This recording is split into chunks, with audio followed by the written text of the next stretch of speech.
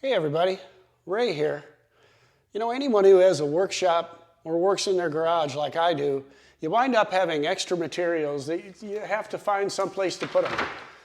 So you wind up stacking them in a corner or laying them on the floor or something like that.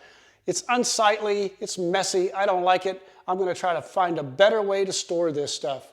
If you're interested, stick around, I'll show you how I do that. And don't forget, like and subscribe.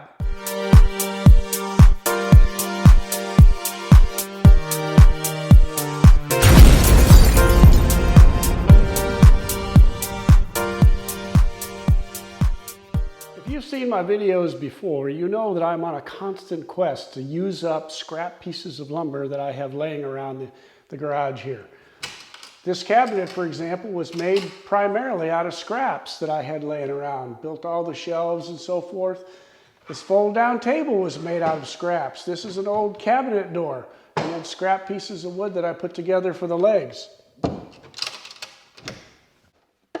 This is a cajon drum. I'm making this for a friend of mine, and this was all made with scrap pieces of 3/4 inch finished plywood. All I have to do for this is go out and get a piece of 1/8 inch thick door skin, and I'll make the front panel to the drum. This project's done. So for this project, I remembered that I had some wire rack shelving that I had put up somewhere and taken down or replaced. And I had this up in my garage attic. So I've got some smaller pieces, and I even got one nice long piece here. I've got the struts that would go on the wall, get screwed into the wall, and I've got the arms that fit on those struts to set the wire shelf off. So I've got everything that I need for my little project. All I have to do now is find a place to put it, and I think I've got an idea for that. Sometimes you wind up with scraps of wood that may never be used. So for example, when we had our kitchen redone, these are scraps of different kinds of trim that were used for our kitchen cabinets. The likelihood that any of that trim will ever be damaged is small, but if it ever is and I need to replace it, I've got the exact color match to replace those pieces of trim with. So a lot of times you wind up just keeping stuff like this. You need to get it up out of the way if you're going to wind up keeping it, along with your other scraps that you have for everyday use.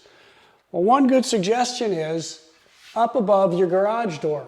I mean, this space it's just empty space. It's rarely ever used, and it's a great place to store things, particularly things that may or may not get used in the near future.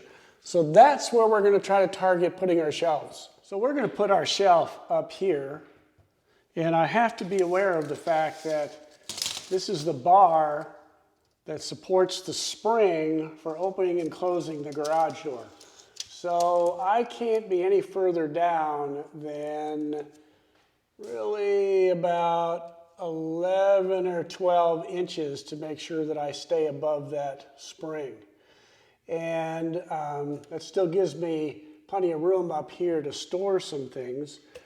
Right above the garage door, I've got a 2x4 here that is 25 inches from the ceiling. So I can take my wall support piece from my shelf system, cut that at 25 inches, and it will sit right on this board, which will give it a little bit of extra support. I found that the pieces that go on the wall are actually fairly easy to cut. You could do it with a hacksaw, or you could do it with a sawzall with a metal blade. So I'm using my sawzall, but I found that if I notch it just a little bit with the hacksaw first, then the sawzall blade doesn't want to slide all around when I start cutting.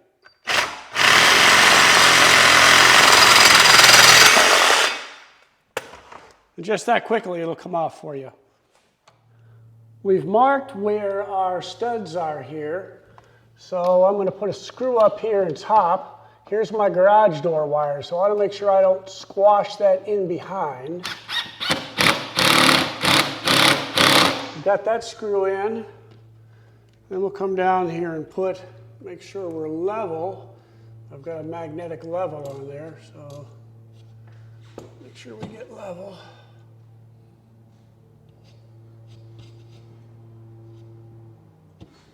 Then we'll put our second screw in.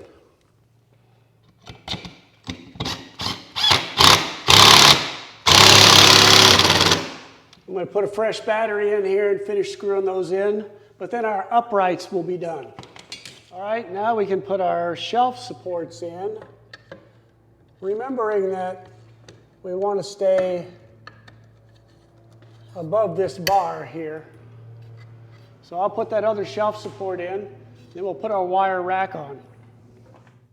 All right, now we're going to put our wire shelf up here.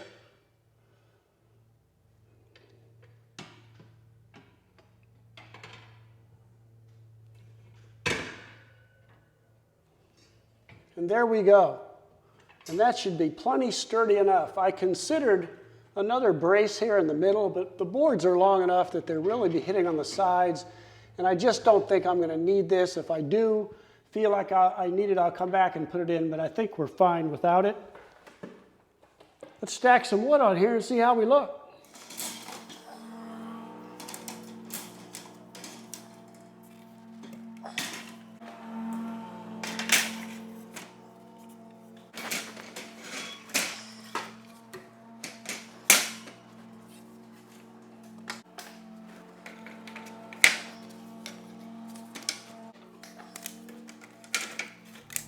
Well, I have to say, I think that worked out pretty well.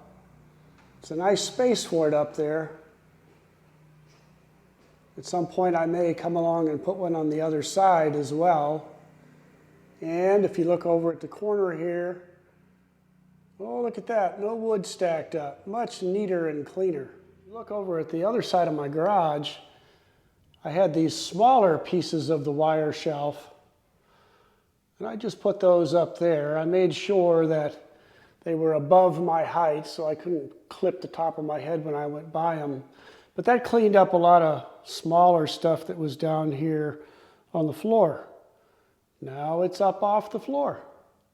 That looks neater too. Well, this worked out pretty well. This is a great place to be storing my wood. It didn't take me very long at all. I hope you enjoyed the project.